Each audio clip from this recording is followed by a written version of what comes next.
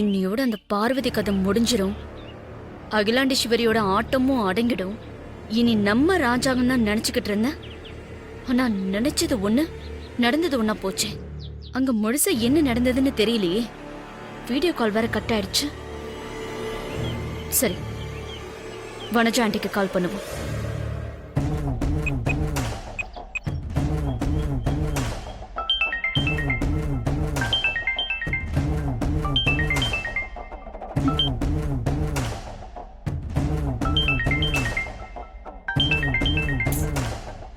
Ring போயிட்டே இருக்கு. ஏன் வனஜாண்டி கால் எடுக்க மாட்டேங்கிறாங்க?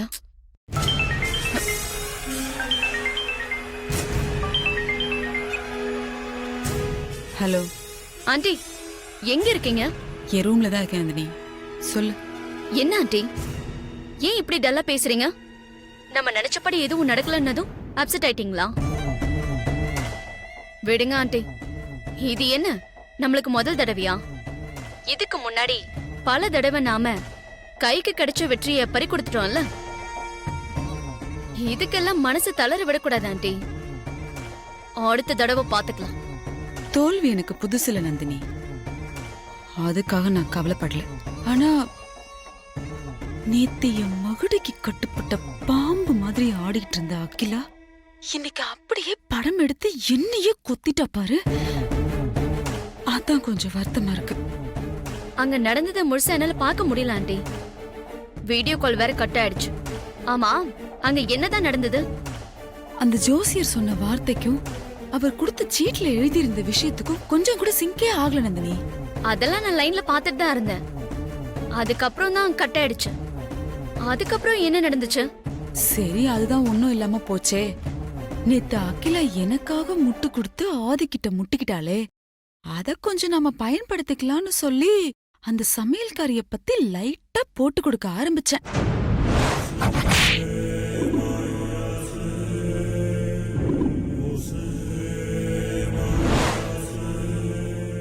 அகிலாவுக்கு எம்பி ஆனதும் அரசியல்வாதி புத்தி வந்துருச்சு போல இருக்கு.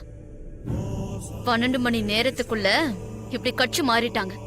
ஆமா நந்தினி, அதான் எனக்கு ரொம்ப எரிச்சலா இருக்கு. கவலைப்படாதீங்க ஆண்டி. அந்த அகிலாவை நம்பி நாம இல்ல. அந்த ஜோசியர் எழுதின பேப்பர் யார்கிட்ட இருக்கு? அகிலா கிட்டதான் இருந்தது. ஏன் கேக்குற? எனக்கு என்னமோ அந்த பேப்பர்ல ஏதாவது தப்பு நடந்திருக்குமோன்னு என் உள் மனசு சொல்லுது ஆண்டி. அதனாலதான் கேட்டேன். எதுக்கும் நீங்க அதை கொஞ்சம் சரியா டீல் பண்ணுங்க. நான் அப்புறமா கால் பண்றேன். ஆ சரி நந்தினி.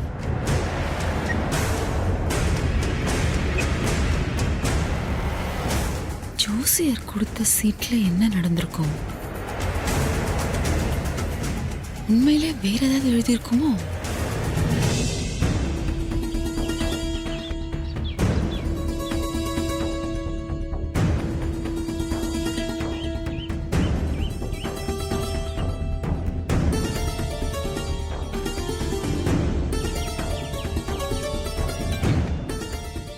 ஜோசியர் எழுதி கொடுத்ததா சொல்லி உங்க அம்மா காலையில ஒரு துண்டு பேப்பர் எடுத்து படிச்சாலே, அது உண்மையா ஜோசியர் எழுதி கொடுத்ததே இல்ல.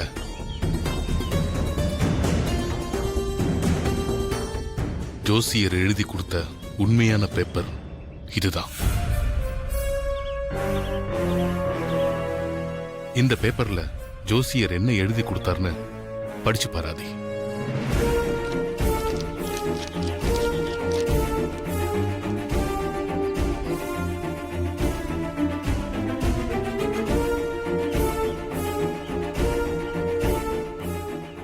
ப்ரோ, அந்த லெட்டர்ல என்ன எழுதியிருக்கு?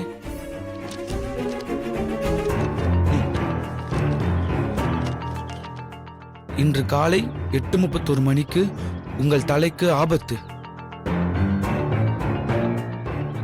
ஆனால் நீங்கள் செய்த தர்மம் உங்கள் தலை காக்கும். பா, காலையில் நடந்தது அப்படியே எழுதியிருக்கு. அங்கிள், இன்னைக்கு இந்த டைமுக்கு இதுதான் நடக்கும் அப்படின்னு சொல்லி ரொம்ப எக்ஸாக்டா எழுதி கொடுத்திருக்காரு அங்கிள்.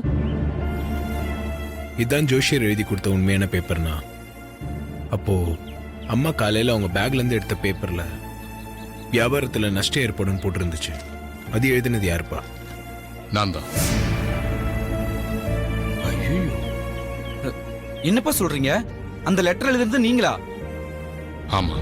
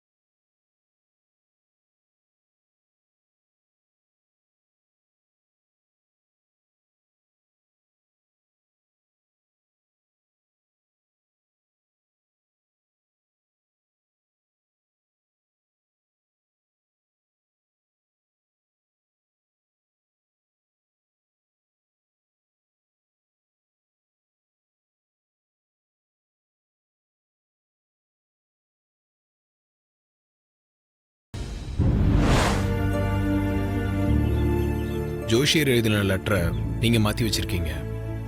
ஆனா அதே நேரத்துல மேனேஜர் கால் பண்ணாரு. அது எப்படி? Correct bro. லெட்டர்ல நஷ்டம்னு எழுதுனதுக்கும் மேனேஜர் லாபம்னு சொன்னதுக்கும் கொஞ்சம் கூட சிங்க் ஆகாதனால தான் அம்மா ஜோசியர் சொன்னதை நம்பல. காலையில சரியா 8:31க்கு கால் பண்ணி மேனேஜர் கிட்ட பேச சொன்னதே நான் தான். என் மருமகளோட உயிரை காப்பாத்த எனக்கு இதை விட்டா வேற வழி தெரியல. உங்க அம்மா கிட்ட இருந்து தற்காலிகமா பார்வதியை காப்பாத்திட்டா என் மனசுக்குள்ள சின்னதா ஒரு நிம்மதி கிடைச்சிருக்கு. ஆனா நீ தாலி கட்டின பொண்டாட்டியை காப்பாத்த நான் தாலி கட்டின பொண்டாட்டிக்கு நம்பிக்கை துரோகம் பண்ணிட்டோங்கிற குற்ற உணர்ச்சியில என் மனசு ரொம்ப உறுத்தலா இருக்கு. உங்க கஷ்டம் என்னன்னு எனக்கு புரியுதுப்பா. இதெல்லாம் கொஞ்ச நாளைக்கு தான். உங்க பர்த்டே அன்னைக்கு எப்படியும் எங்க விஷயத்தை பத்தி பேசி எங்க கல்யாணத்துக்கு சம்மதம் வாங்க போறீங்க. அதுக்கப்புறம் உங்களுக்கு எந்த குற்ற உணர்ச்சியும் இருக்காது. ஆமாப்பா, ப்ரோக்காக உங்க பர்த்டே வரைக்கும் கொஞ்சம் பொறுமையா இருங்கப்பா. எனக்கு என்னமோ என் பர்த்டேக்கு அப்புறம் கூட இந்த பிரச்சனை நல்லபடியா சால்வ் ஆகும்னு தோணல. என்ன அங்கிள் இப்படி சொல்றீங்க? உங்க பர்த்டே அன்னைக்கு தான் ஆதி பார்வதி விஷயத்துக்கு ஒரு நல்ல முடிவு வரும்னு நாங்கெல்லாம் நம்பிக்கையோட எதிர்பார்த்து காத்துக்கிட்டு இருக்கிறோம். நீங்க இப்படி நம்பிக்கை இல்லாம சொல்றீங்களே. நேத்து வரைக்கும் நான் அந்த நம்பிக்கையோட தான் இருந்தேன். ஆனா ஆதி பார்வதி ஜாதகத்தை ஜோஷியர் பார்த்துட்டு பலன் சொன்னதை கேட்டு அகிலா வீட்டுக்கு வந்து டென்ஷன் ஆனதை பார்க்கும்போது எனக்கு கொஞ்சமா இருந்த நம்பிக்கையும் போயிடுச்சு.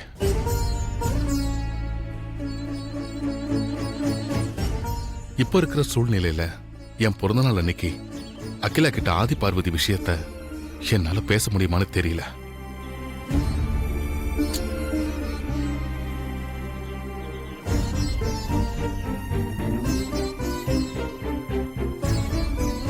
என்ன ஆதி உங்க அப்பா இப்படி சொல்லிட்டு போறாரு? இப்ப என்ன பண்றது? ப்ரோ எப்படியாவது அப்பா கிட்ட பேசி கன்வின்ஸ் பண்ணிரு ப்ரோ. இப்போ வேண்டாம். அப்பா வேற குழப்பத்தில் இருக்காரு. 2 நாள் போகட்டும், அப்புறமா பேசிக்கலாம். ம் சரி ப்ரோ. ஷாம் வா.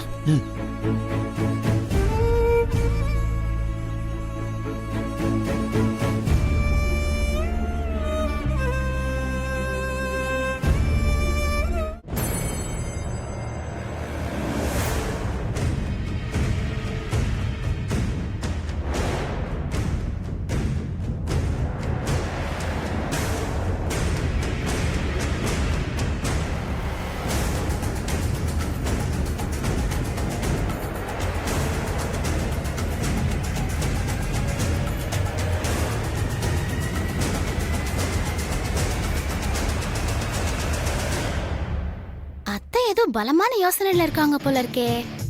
என்னவா இருக்கும்? நாம எதுக்கு தேவையில்லாம யோசிச்சுக்கிட்டு அத்தை கிட்டே கேட்டுருவோம்.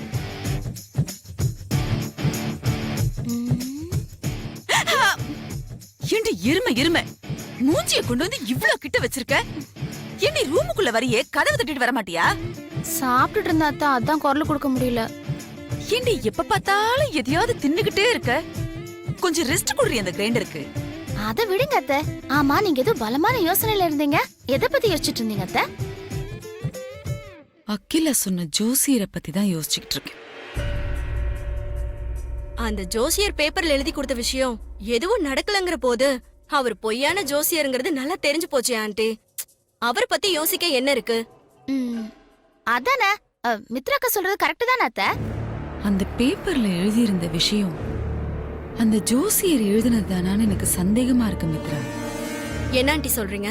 உங்களுக்கே இப்படி ஒரு சந்தேகம் வந்துச்சு? ஜோசியர் அந்த பேப்பரை அகிலா கிட்ட கொடுத்து 8:30 மணிக்கு மேல பிரிச்சு பாருன்னு சொல்லிருக்காருன்னா 8:30 மணிக்குள்ள ஏதோ நடக்க போகுதுன்னு அதுல ஏதோ எழுதிருக்கணும். நீங்க சொல்றத பார்த்தா 8:30 மணிக்கு அகிலா மேல லேம்ப் விழ பார்த்து அதுல இருந்து தப்பிச்ச சம்பவம் தான் நடந்திருக்கு. அது எப்படி ஜோசியர் பேப்பர்ல எழுதியிருக்க முடியும்? சரியான ஜோசியரா இருந்தா அவர் அப்படியே கணிச்சு அதைத்தான் எழுதியிருப்பாரு. இந்த ஜோசியரும் அதைத்தான் எழுதியிருக்கணும். அதனாலதான் அகிலா கிட்ட 8:30 மணிக்கு அப்புறம் நீ அந்த பேப்பரை பிரிச்சு பாரு, என் வாக்குப்பளிதம் என்னன்னு தெரிஞ்சுப்பேன்னு சொல்லி அனுப்பியிருக்காரு. ஆனா நீங்க சொல்ற மாதிரி அந்த பேப்பர்ல எழுதலையா அத்தை? வியாபாரத்துல நஷ்டம் தானே எழுதி இருந்துச்சு. அதனாலதான் சொல்றேன், அந்த பேப்பர்ல எழுதியிருந்த விஷயம் அந்த ஜோசியர் எழுதினதே இல்ல.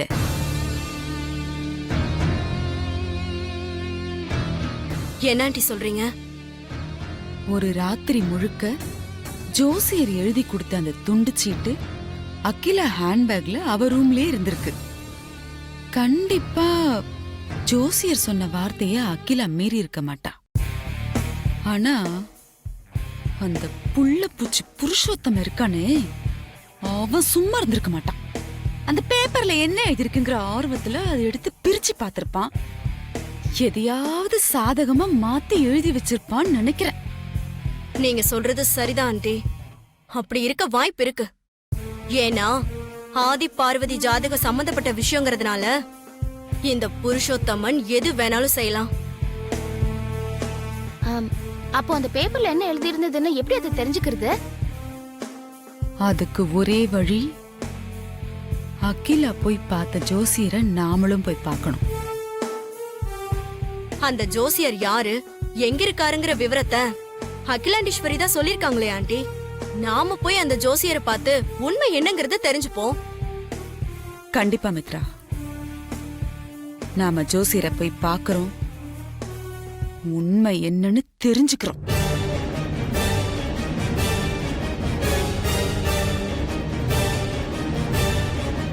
உண்மை என்னன்னு மட்டும் தெரியட்டும், அப்புறம் இருக்குடா உங்களுக்கு. என்ன மாமா சொல்றீங்க? ஜோசியர் எழுதின பேப்பரை என் மாமனார் தான் மாத்தி வச்சாரா? ஆமா பார்வதி, அப்பா நல்லா யோசிச்சுதான் இப்படி ஒரு காரியத்தை பண்ணிருக்காரு. அப்பா பேப்பர் இப்படி மாத்தி வச்சதுக்கு காரணம் என்ன சொன்னார் தெரியுமா? என்ன காரணம் சொன்னாரு? என் மருமகளை காப்பாத்துறதுக்கு எனக்கு இதை விட்ட வேற வழி தெரியலன்னு சொன்னாரு. அப்பா உன்ன மருமகளை ஏத்துக்கிட்ட மாதிரி அம்மாவும் உன்னை மருமகளை ஏத்துக்கிட்டாங்கன்னா அப்புறம் எந்த பிரச்சனையும் இருக்காது. லைஃப் சந்தோஷமா இருக்கும். அம்மா என்ன மருமகளா ஏத்துக்க போற பொண்ணான நாள் என் வாழ்க்கையில எப்ப வரும்? வருமா மாமா? அந்த நாள் கூடி சீக்கிரம் வரும். ஏன் இப்படி நம்பிக்கை இல்லாம பேசுற? எப்பவும் பாசிட்டிவா நினை. அப்பதான் நம்ம நினைச்சது நடக்கும். நான் இப்படி பேசுறதுக்காக என்ன தப்பா நினைக்காதீங்க மாமா. நம்ம 2 பேர் ஜாதகத்தை பார்த்து ஜோசியர் புருஷன் பொண்டாட்டின்னு சொன்னதுக்காக அம்மா எவ்வளவு ஆத்திரப்பட்டாங்க.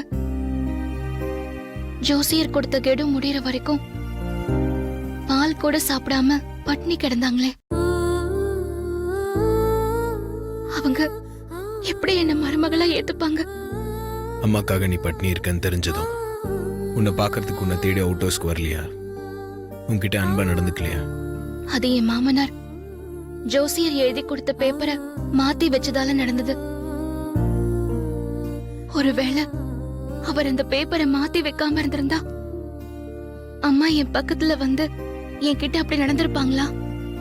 இப்பதானே சொன்னேன் பாசிட்டிவா நினை. அப்பதான் நல்லது நடக்கும். ஏன் இப்படி நெகட்டிவா திங்க் பண்ற?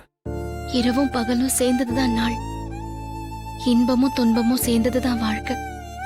அது மாதிரி உறவும் பிரிவும் சேர்ந்ததுதான் காதல் மாமா. என்னாச்சு உனக்கு?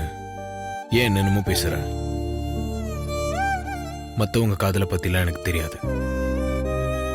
நம்ம காதல்ல பிரிவுக்கு இடமே கிடையாது. எப்பவுமே உறவுதான். நானும் அப்படி இருக்கணும்னு தான் ஆசைப்படுறேன். ஆனா அதுக்கு அம்மா சம்மதம் வேணும். நாம சேர்ந்து இருக்கிறதுல அம்மாவுக்கு விருப்பம் இல்லைன்னா விருப்பம் இல்லைன்னா சொல்லு. நாம பிரிஞ்சிருவோம். என்னாச்சு உனக்கு? அத பிரச்சனை எல்லாம் நல்லபடியா முடிஞ்சிருச்சுல. எதுக்காக இப்படி எல்லாம் பேசிட்டு இருக்க? பிரச்சனை தற்காலிகமா தானே மாமா முடிஞ்சிருக்கு. இது ஒண்ணும் நிரந்தரம் இல்லையே. அம்மா என்னைக்கு நம்ம காதல மனப்பூர்வமா ஏத்துக்கிறாங்களோ அன்னைக்குதான் இந்த பிரச்சனை நல்லபடியா முடிஞ்சதா அர்த்தம். நம்ம ஒண்ணு செய்யறது முக்கியம் இல்ல மாமா.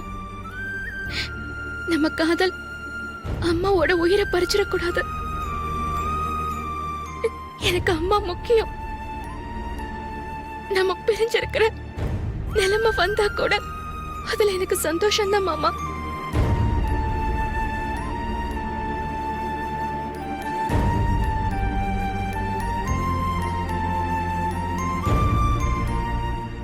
எனக்கு நீயும் வேணும், என் அம்மாவும் வேணும். நீங்க 2 பேரும் எனக்கு 2 கண்ணு மாதிரி. யாரையும் என்னால விட்டு கொடுக்க முடியாது. நிச்சயமா நம்ம எல்லாம் சேர்ந்து இருக்கிற காலம் கண்டிப்பா வரும்.